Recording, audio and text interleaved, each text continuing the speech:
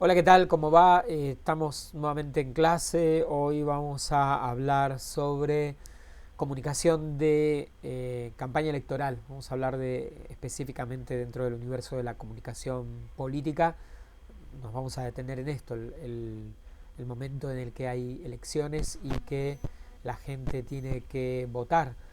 Será una de las principales áreas o dudas, ¿no? Uno de los primeros temas de investigación para pensar estrategias de comunicación electoral, definir por qué la gente vota lo que vota, que claramente, aunque estemos en pleno siglo XXI, tengamos miles de estrategias y herramientas que nos permiten investigar al electorado, tengamos redes sociales, lo que venimos hablando en distintas clases, métricas, sistemas de evaluación, para tratar de averiguar por qué la gente vota lo que vota. La verdad no lo podemos prever ni predecir, ¿no? Con seguridad. De hecho, eso es lo que nos confirma elección tras elección en la Argentina o en cualquier parte del mundo, cuando vemos que los estudios previos, las encuestas, los estudios de opinión pública, luego no se condicen con lo que ocurre en la instancia del voto, así que esto no es tan fácil de prever. Lo que sí sabemos es que hay factores sociales, culturales, sociológicos, psicológicos, coyunturales, miles de aspectos y de variables que van a estar operando, interviniendo al mismo tiempo, y que probablemente dependerá de circunstancias muy puntuales, para entender o explicar qué factor incide en un momento más que en otro. A veces son cuestiones culturales más generales las que condicionan el voto del ciudadano, y a veces situaciones muy concretas, muy inmediatas, de lo que iremos hablando en la clase de hoy. El ejemplo son los casos en los que los ciudadanos toman decisión de voto incluso en el mismo día en el que ocurre la elección. Sea como fuere, o en todo caso, en el marco de todo esto, habrá que pensar cómo se pueden planificar estrategias de comunicación con una realidad tan cambiante. Vamos a tratar de desglosar algunas ideas. Por supuesto, la clase va a ser una aproximación a un universo que es enorme, que tiene una gran profundidad, y que en todo caso, desde lo teórico, desde lo práctico, y desde el análisis de casos, hay miles de aportes interesantes sobre el tema de las campañas electorales. Como decimos siempre, la campaña electoral implicará pensar la instancia de comunicación, pero no es únicamente la comunicación del candidato lo que hará el fracaso o el éxito de, de la campaña en sí. Podrá haber profesionales planificando una excelente campaña, o una pésima campaña, pero independientemente de esto hay otros niveles que tienen que ver con otras construcciones más allá de la instancia de campaña, la construcción previa en este caso del candidato, y otras variables que habrá que tener en cuenta. Una campaña electoral, no necesariamente una excelente campaña electoral, no significará necesariamente un triunfo, y viceversa. O en todo caso hasta se podrá ganar una elección a pesar de una campaña electoral no tan buena. Pero habría que, en todo caso, empezar a relacionar o ver la campaña electoral como una instancia que tiene que ver con una situación previa. El candidato probablemente ya exista, y habrá una serie de situaciones aún en el periodo electoral que estarán por fuera del control o de la planificación de la campaña. Por lo pronto, hay un autor, Daniel Esquivel, que hace una clasificación de votante que sería interesante compartir. Por supuesto, no es una clasificación taxativa ni la única posible, pero que nos puede permitir entender lo volátil que es el voto, comprender por qué los votantes son inestables y es tan difícil prever sus decisiones, porque muchas veces claramente no las tienen, no tienen decisiones. En esta clasificación nos vamos a encontrar con un primer nivel de votante, al que vamos a llamar votante emocional. Es el votante que es controlado por aspectos sensitivos y que va a votar o va a tomar decisiones de voto en función de amores, odios, ira, situaciones desbordadas en las que la decisión va a estar controlada por ese nivel sensorial. Probablemente podamos encontrar, esto no lo dice Esquivel, pero lo aporto yo, alguna relación entre las personalidades generales, ¿no? Entonces podemos decir que quizás personas de rasgos altamente emocionales, uno podría suponer que van a ser votantes emocionales. Las personas que toman decisiones generalmente a partir de sensaciones muy palpables, que cuando que sus reacciones tienen que ver con lo sensorial, esto también lo veremos en el voto, probablemente.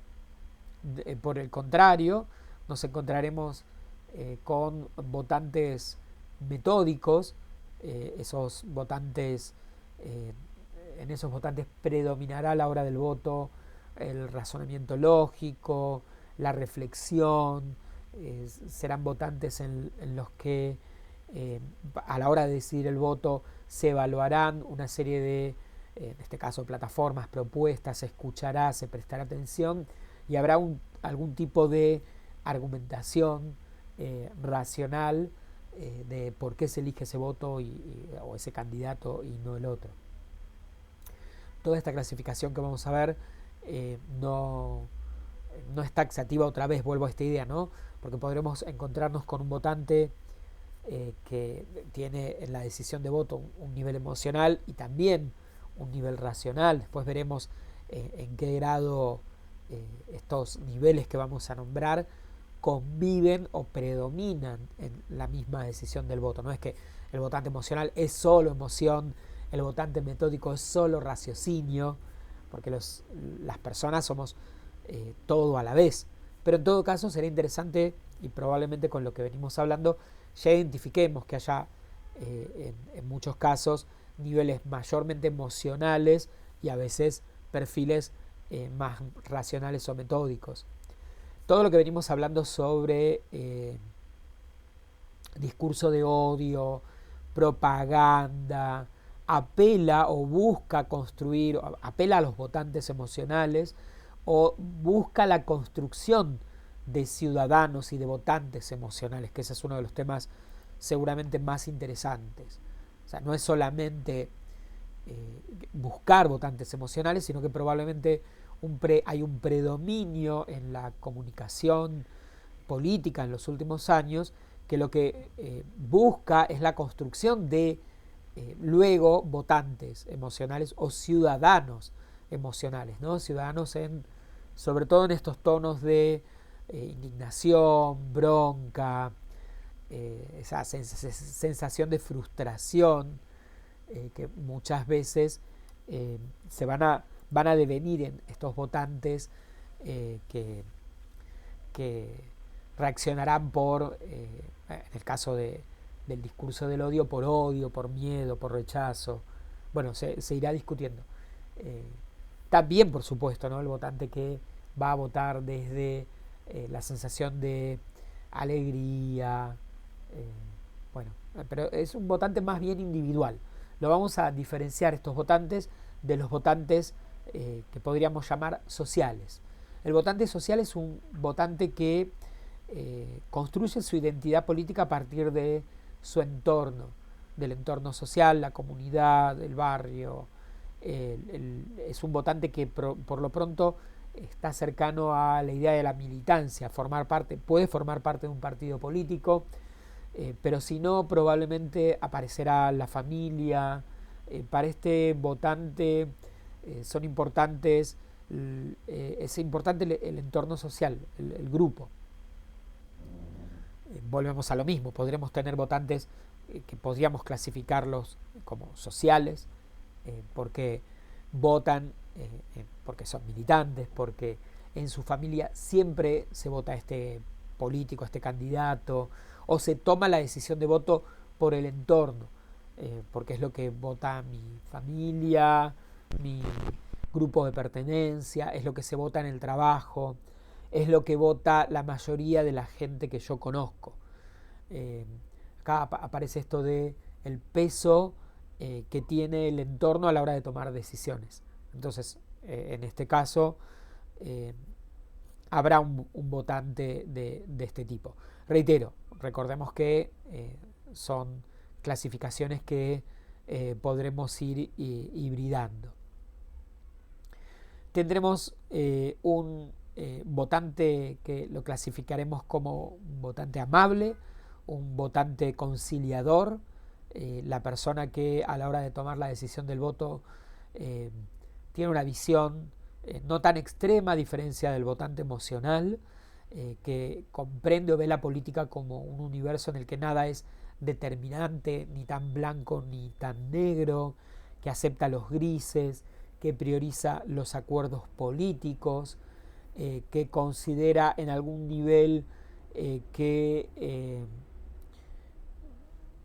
los candidatos pueden, digamos, es un votante que puede incluso cambiar de decisión en función de que no ve la realidad en extremos, ¿no? Una situación en la que todo se divida en construcciones muy extremas.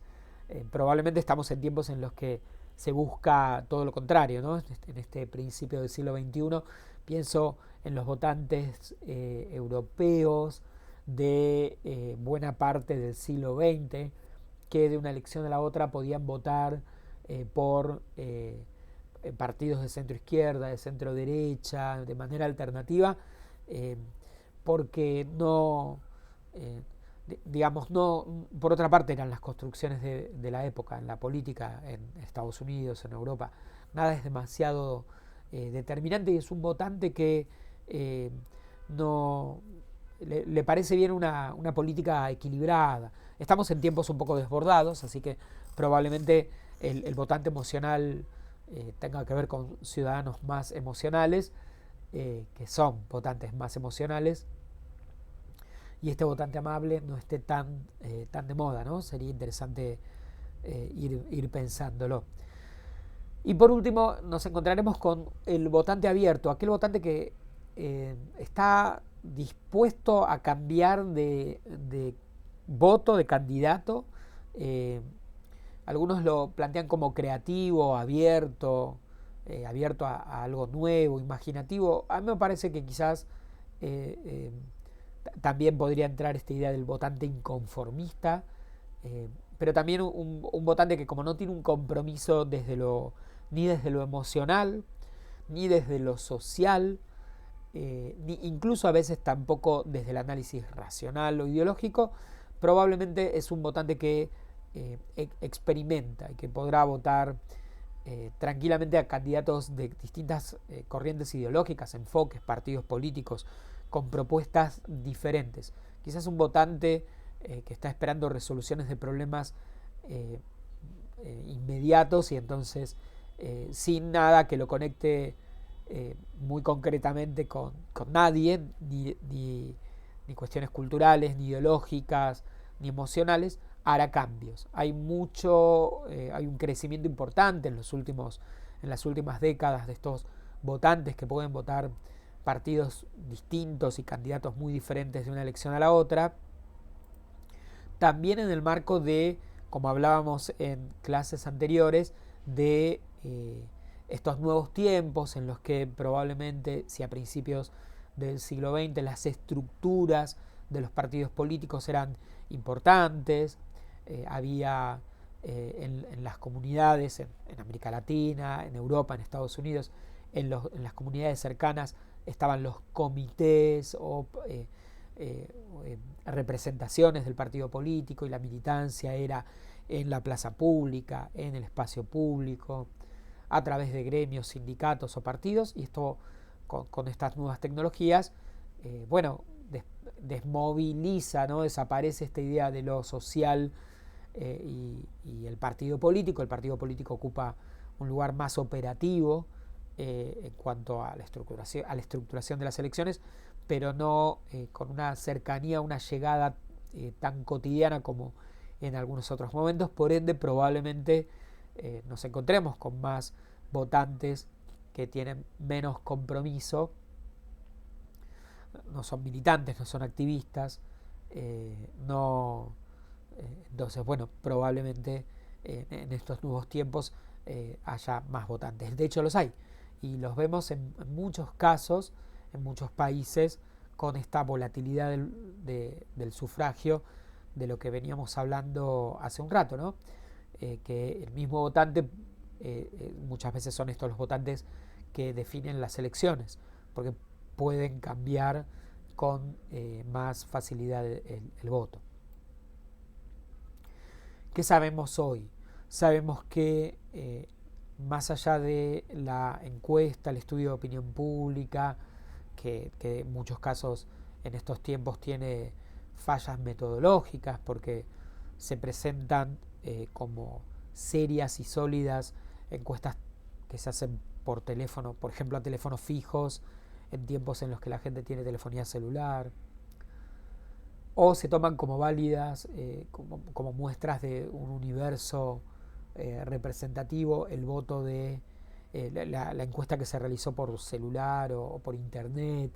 O en algunos casos estamos viendo en estos últimos tiempos que se presentan como representativos de la opinión pública encuestas online o redes sociales, que claramente no representan a la opinión pública. Metodológicamente, lo que la gente vota por redes es un universo muy pequeño, solo personas que están activas en esa plataforma, así que no es representativo de la mayoría. Sin embargo, nos encontramos con mucho de esto, con antes, digamos, en metodología de la investigación sabemos que para que una encuesta sea fidedigna tiene que haber un universo, un universo identificado, una serie de pasos procedimentales para que las personas encuestadas terminen representando al universo al que queremos acceder. En muchos casos, las nuevas tecnologías, ese tipo de encuestas son muy caras, y las nuevas tecnologías lo que terminan favoreciendo es la realización de encuestas que no representan. Son aquellos que sí quieren contestar, que lo hacen de manera voluntaria, que tienen acceso a ciertas tecnologías para responder. Así que ya incluso desde la metodología de investigación el resultado queda distorsionado. Pero independientemente de esto, también sabemos que la gente en muchos casos contesta en la encuesta algo distinto a propósito y no necesariamente lo que piensa, que su vínculo con la encuesta es distante, no le da valor, no responde, porque muchas encuestas se hacen sin personas de por medio. No es lo mismo hacer una encuesta con alguien que me pregunta que por teléfono apretando botones o en internet. Así que bueno, sabemos que esto pasa, pero además la gente contesta algo que es lo que piensa en un momento, pero no es lo que va a pensar o lo que va a hacer minutos después, y esto lo vemos por la gente que cambia su voto a último momento o decide el voto algunos minutos antes, o incluso en el mismo momento de estar frente en el cuarto oscuro a la boleta o a la situación del voto. Tenemos nuevas formas de comunicación, redes, nuevas tecnologías, hay demasiada información, que esto por supuesto también va a colaborar con esta volatilidad. Esto no es lo que ocurría en otros tiempos. Es todo, hay mucha información y probablemente la gente también, de hecho, no probablemente cambia la intención de voto a lo largo del periodo electoral, la campaña, varias veces, y probablemente esto también tenga que ver en el marco de las estrategias de campaña y de la sobreabundancia de información que va contradiciendo un dato con el otro. Y hay que sumarle a, a todo este panorama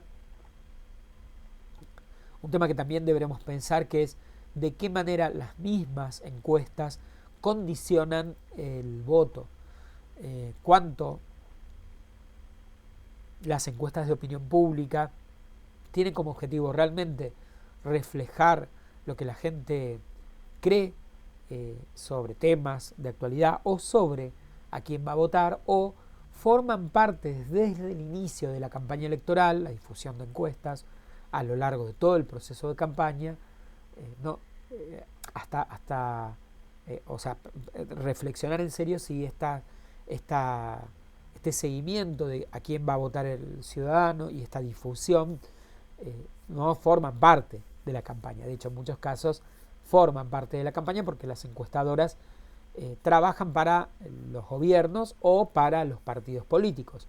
Por ende, que un partido político haga una encuesta y que la difunda, esta difusión va a ir condicionando el voto, ¿no? Se va a instalar en el ciudadano la idea de voy a votar a fulano porque es el ganador, o para qué voy a votar a fulano porque va a perder. Aparecen lecturas, estudios interesantes, existen estudios interesantes que confirman que suele haber una adherencia, una intención de voto creciente sobre aquel que es visto como ganador por esta sensación de para qué tirar mi voto, para qué votar a alguien que sé que va a perder.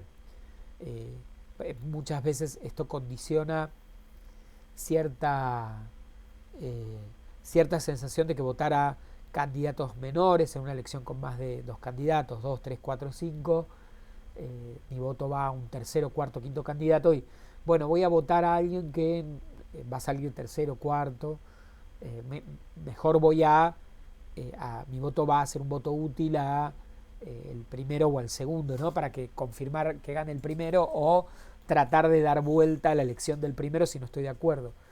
Lo que termina funcionando la elección directamente muchas veces en países donde hay balotaje como un balotaje en primera vuelta. Esto se logra muchas veces por la difusión de las encuestas, así que será uno de los temas que también tendremos que considerar, el peso de la encuesta para condicionar el voto, para marcar qué es lo que van a votar los ciudadanos. Tendremos que pensar entonces, ya en el proceso de toda esta historia, es qué vamos a hacer si somos profesionales de la comunicación, cómo vamos a planificar esta campaña, cómo vamos a trabajar con la imagen del candidato y qué pasos, qué pasos seguiremos para lograr esta campaña exitosa. ¿Y cuáles serán esos pasos? Vamos a repasar cuáles serán los pasos que podemos seguir para planificar una campaña política y de qué manera o qué consideraciones podemos tener en cuenta para que esto, en líneas generales, por supuesto, podamos ir trabajando. Como en un primer nivel, nuestro primer objetivo, nuestro primer paso será definir, analizar la coyuntura concreta y cuáles son las metas de la campaña, cuál es el contexto social, económico y político en el que ocurre la campaña en este concreto momento en el que estamos por comenzar, cuáles son los puntos de vista predominantes en los votantes y en los ciudadanos. Analizaremos Entonces, la realidad concreta, los estudios de opinión pública que nos dan esos temas de interés de la sociedad, esas preocupaciones. Pensaremos el contexto internacional. Así que lo primero será tener en claro qué es lo que está pasando bueno, por supuesto las campañas podrán ser nacionales, provinciales, municipales, pero nos ubicaremos aquí en tratar de entender el momento, el aquí y ahora, y por supuesto el objetivo que estamos buscando. Si buscamos ganar, si buscamos instalarnos como alternativa, somos un partido nuevo, somos el partido eh, que intenta ganar por primera vez, el que quiere volver al poder, el que quiere mantenerse y seguir con el control de la gestión. Así que habrá que definir metas, objetivos concretos, analizar coyuntura y tener en claro los desafíos, intereses del votante y el contexto nacional, internacional, la realidad. En el paso 2 pensaremos en nuestros objetivos, qué queremos mostrar de nuestros candidatos. Esto, poco en función de todo lo que venimos hablando, tendrá que ver con las estrategias predominantes o la idea o la visión que tengamos en función también del candidato, ¿no? ¿Qué tiene él para mostrar? Pero a partir de qué tiene el candidato para mostrar y qué es lo que el público espera ver, definiremos a dónde vamos.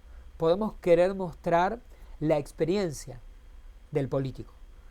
Nos parece importante que quede claro que es una persona de experiencia, pero también puede ser que querramos mostrar todo lo contrario, la inexperiencia, porque ¿qué es lo que está esperando el público, no? ¿Qué es lo que está esperando ese votante al que nosotros vamos a apuntar? Nuestro votante está en búsqueda a quien queremos llegar, está en búsqueda de un político experimentado o está en búsqueda de alguien que no tenga que ver con la política y sea un inexperto. Así que, por supuesto, la construcción del candidato como alguien formado y experto o alguien inexperto tendrá que ver con esto. Algo parecido ocurrió con la candidatura de Bolsonaro en Brasil. Durante buena parte de la campaña de Bolsonaro a la presidencia se lo presentaba como alguien que no tenía que ver con la política, como la antipolítica, el discurso del que hemos hablado acá en la clase, ¿no? Este discurso del no político, la persona que no está viene a hacer algo por fuera de los partidos políticos. Pero paradójicamente Bolsonaro hace más de 20 años que se dedica a la política, sin embargo se lo presenta como un apolítico. Hay bastante de eso en la actualidad también, ¿no? Candidatos que se presentan como la antipolítica o la no política, o que nosotros no somos políticos, pero tienen 20 años de gestión.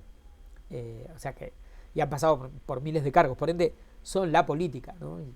Pero vuelvo a lo mismo, la idea es mostrarse como, para el votante, como algo externo a la política. Somos la nueva política. Ahí tienen 25 años en cargos públicos. Bien, ese sería un camino. ¿Qué quiero mostrar?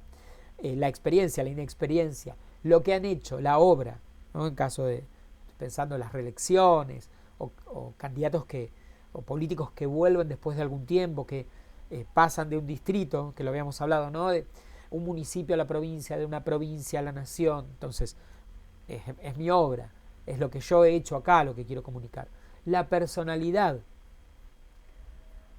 Entonces puede aparecer la personalidad como alguien carismático o como alguien, justamente la ausencia de personalidad, alguien que no tiene carisma, la tranquilidad, temperamental, que otra vez todo esto será en función del votante. Alguien que tiene mucha, que no se va a dejar pisotear y que entonces, estoy pensando en estos candidatos que gritan, que están desbordados, probablemente vayan a un público que espera eso, ¿no? Un candidato que no se deje pisotear, que tiene un temperamento, que no se calla la boca, y que ahí veremos, ¿no? Si probablemente haya público que se siente identificado con eso, con un candidato en este registro. o que es tranquilo, o que es conciliador, o que es amable, o que es aventurero o familiar, o emprendedor, qué valores tiene el candidato. Acá lo que sabemos, como ocurre, y lo que veníamos hablando sobre marketing político, lo mismo que ocurre con un producto, hay algo de lo que el candidato tendrá para ofrecer, y también habrá algo que tendrá que ver con la construcción narrativa, con el relato, con la manera de presentar al candidato en su faz pública. Puede ser que sea una persona muy tranquila y que grite en la campaña o en la cámara, o que sea una persona que grita en la vida, pero la construcción de la imagen pública sea de una persona conciliadora y amorosa. Sería interesante, o es muy interesante, probablemente podríamos analizar las campañas electorales, acá en la Argentina o en cualquier lado, de un mismo candidato en distintos momentos, incluso para mismos cargos o diferentes, y vamos a encontrar que un candidato que en una campaña hace 5 años fue conciliador, en otra hace 10 no lo fue, o que se presentó como moderado, en otra se presenta como desbordado, o en una aparece la familia como un eje y en otra la familia desaparece. Bueno, habría que discutirlo, pensarlo, pero lo interesante es investigarlo, darnos cuenta que estamos hablando del camino elegido para qué es lo que yo quiero mostrar. A veces el sentido común diría trabajar sobre lo que el candidato da, lo que el candidato trae, lo que él tiene, y tratar de potenciar eso, como en cualquier empresa, en cualquier gestión de comunicación, tratar de que se note lo mejor y que no se note tanto lo que es malo. Sin embargo, esto es un poco más complejo y en muchos casos el desafío para llegar a ciertos votantes es construir algo desde cero. Y entonces el desafío será mostrar una personalidad que no es la existente o no es la natural en el candidato. Sin embargo, a veces funciona y se logra, otras tantas no. Pero habrá, ¿no?, ahí todo un trabajo para mostrar al candidato tal como queremos mostrarlo. Habrá miles de recursos para eso, desde la estética, el media training, la planificación del discurso, la estructura argumentativa, eh, eh, por supuesto, cuestiones corporales, bueno, todo lo que podamos trabajar para eso. El tercer punto o el tercer nivel será tratar de que la campaña electoral y lo que el candidato haga en forma pública instale agenda, el control de la agenda pública durante la campaña. Será uno de los grandes desafíos de la campaña, tratar de que los adversarios políticos, el otro, hable de lo que yo quiero. Y para eso habrá que pelear la agenda en el espacio público, en los medios de comunicación, en las redes sociales. La idea en general en ese periodo de campaña es que los otros hablen de lo que yo quiero. Bueno, por supuesto, acá estará en esto de la campaña, aparecerá la campaña publicitaria, el control, la relación con los medios de comunicación, el vínculo con los periodistas políticos, el espacio de aire que tenga, la gestión de redes sociales, las acciones o eventos que haga para captar la atención del público. O sea, habrá miles de alternativas que me permitirán o no instalar la agenda que yo quiero, recursos económicos, por supuesto no es lo mismo ser un gran partido político, tener el financiamiento, entraríamos acá a discutir el financiamiento de la campaña electoral, ¿no?, que en algunos casos, en algunos países está súper regulado, ¿no? Los partidos políticos reciben montos que tienen que estar más que aclarados, de ciudadanos comunes, además de lo que se recibe desde los gobiernos. En otros casos esto es más gris u oscuro o poco claro, confuso, porque en muchos casos no queda claro quién financia las campañas electorales, directamente el gobierno cuando el partido político está en gestión, es plata pública, dinero público, o grandes corporaciones, grandes empresarios. O sea, no hay forma de... hay países en los que es dinero irregular, ¿no?, en el financiamiento de las campañas políticas, así que claramente hay diferencias, ¿no?, en esto de la capacidad que se tendrá de instalar agenda, porque si hay dinero que se mueve sobre periodistas, operadores de prensa, medios, influenciadores, figuras públicas, además de más espacio publicitario, piezas gráficas, vía pública. Bueno, obviamente algunos tendrán muchos más recursos que otros para instalar agenda. Igual es muy interesante porque a veces partidos pequeños o estructuras políticas mucho más chicas, creativamente, desde realmente una gran estrategia, logran, ¿no?, instalar agenda, ganar espacios. Así que habrá caminos y alternativas, pero sí será un desafío, ¿no?, que la sociedad e incluso mis oponentes estén reaccionando a partir de lo que yo propongo, yo planteo, yo controlo la agenda pública. Es uno de los temas en la comunicación política que lo hemos hablado, ¿no? Y es un tema clásico. ¿Quién controla la agenda pública? ¿Quién plantea los temas en lo cotidiano? ¿Los plantea la oposición o el gobierno? ¿De qué estamos hablando todos los días?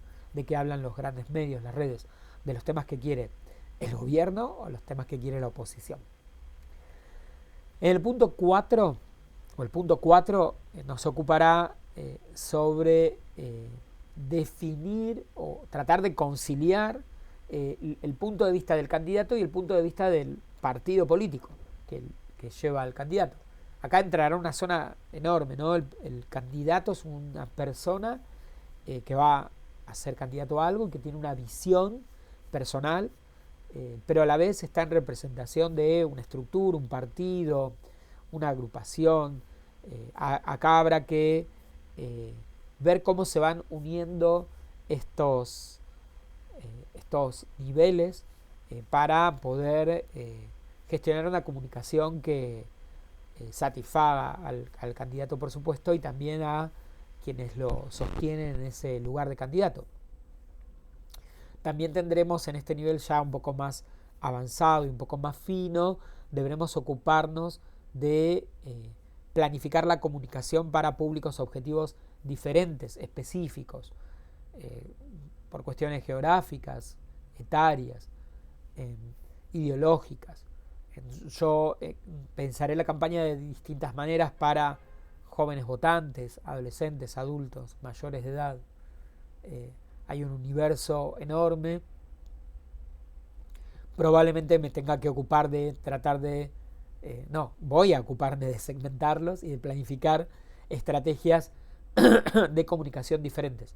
En muchos casos, en los últimos años, lo vemos muy claramente con comunicaciones diferenciadas en redes sociales o en plataformas para gente muy joven. Esto también pasa en comunicación pública, en comunicación de gestión, y estrategias diferentes para votantes jubilados, por ejemplo, 60, 70, 80 años, que sabemos que no están, por ejemplo, en TikTok. Así que la comunicación ahí la podremos diferenciar. Daremos estos pasos, ¿no? Públicos, objetivos específicos con estrategias diversas. Vamos a pensar en los adversarios, y mientras estamos gestionando la comunicación de la campaña, vamos a ver qué ocurre con quienes están enfrente. ¿Cuál es la campaña de esos adversarios que tenemos? Porque nosotros tenemos nuestra estrategia de campaña, pero nuestra estrategia de campaña convive, en algunos casos se puede parecer o diferenciar a las de los otros, y estaremos pendientes también de esos adversarios y eventualmente otros actores de la sociedad que puedan perjudicarnos o beneficiarnos en nuestra campaña. Así que la campaña política personal, la campaña que yo lleve adelante, mi campaña política, implicará también ver los puntos débiles de los otros para tomarlos en consideración y utilizarlos a mi favor. Así que estaré pendiente ya en la campaña, en el durante, a ver las estrategias de los otros y ver cómo yo voy, más allá de lo que pensé y lo que planifiqué, voy adaptándome a estos puntos débiles que voy identificando en la campaña de los contrincantes. Todo esto va ocurriendo en forma simultánea, paralela, lo que vuelve todo bastante complejo. Y por supuesto, estaré trabajando para ir en busca del votante blando.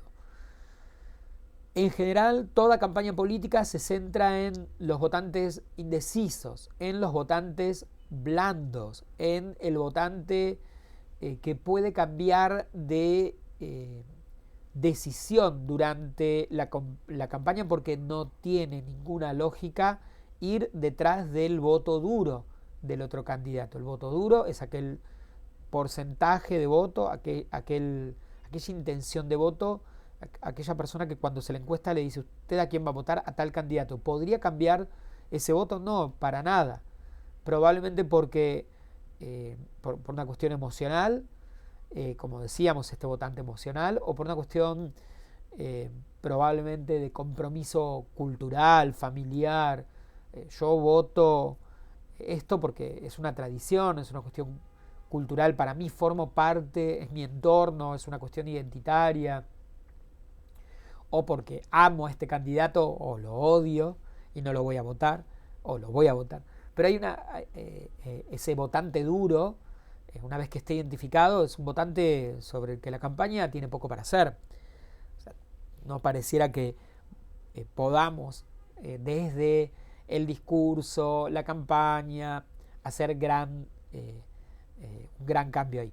Pero aparecerán estos votantes de los que veníamos hablando, el votante analítico, racional, que quizás con otros argumentos, o si trabajamos algún otro argumento u otra idea, o pueda decir: iba a votar a fulano, pero ahora en mi análisis tomo la decisión de votar a mengano, cambio de voto en el proceso, porque yo soy un votante racional que evalúa las circunstancias. Será interesante pensar en este votante amable que va a buscar estos grises y mirará cómo el candidato se para frente al resto, y lo verá como un moderado. Puede ser que este votante amable cambie de voto, y este votante abierto, que es crítico, que probablemente salte de candidato de partido de una elección a la otra, bueno, será un objetivo, ¿no? Ese porcentaje de votantes que está detrás de algo diferente cada vez. Entonces, sobre esos votantes habrá un poco más de trabajo, ¿no? ¿Dónde están estos votantes indecisos? Este voto blando, este voto posible, y dejemos fuera el voto imposible, que ya lo tenemos perdido. Aquí habrá que prestar atención ya en esta etapa a estas decisiones de voto y cómo se van ajustando a medida que avanza la campaña. Por supuesto, en la construcción de los mensajes y en las estrategias de cómo bajamos esto a la realidad, tendremos en cuenta todo este proceso y ya estaremos en el nivel de la definición del spot de campaña, el discurso del político en un acto, la construcción de comunicación visual, cartelería, folletería, colores, estrategias, o sea, todo lo que venga después en distintas plataformas, soportes, tendrá que ajustarse a toda esta realidad. Toda campaña política es persuasiva, estamos buscando que el votante justamente nos vote. Hay un objetivo claro de la comunicación de campaña política, que es que el ciudadano dé el voto, por ende todo lo que se haga buscará eso. Todo lo que se construya estará apostando al voto del ciudadano, y de una u otra manera, de una manera más directa o más indirecta, todo irá a por este objetivo final, que es lograr que el ciudadano me vote. Así que independientemente de que no esté diciendo todo el tiempo vóteme, todo lo que diga tendrá como objetivo final la idea de que el ciudadano me vote, que es el objetivo de la campaña, por supuesto, y es lo que en general no deberíamos perder de vista. ¿Cómo se va a bajar esto a la realidad? A través de frases hechas, eslogans, imágenes, narrativas, palabras clave, simplificaciones, contraargumentos, construcciones estereotipadas, bueno, algo de lo que hemos estado hablando, que esto empezará también a aparecer y lo estaremos hablando con bastante más detenimiento en nuestra próxima clase. Pero ya empezamos a hablar entonces de comunicación de campaña electoral y hemos tenido un primer encuentro bastante completo y una primera buena aproximación al tema. Nos vemos la semana que viene. Besos. Chau, chau.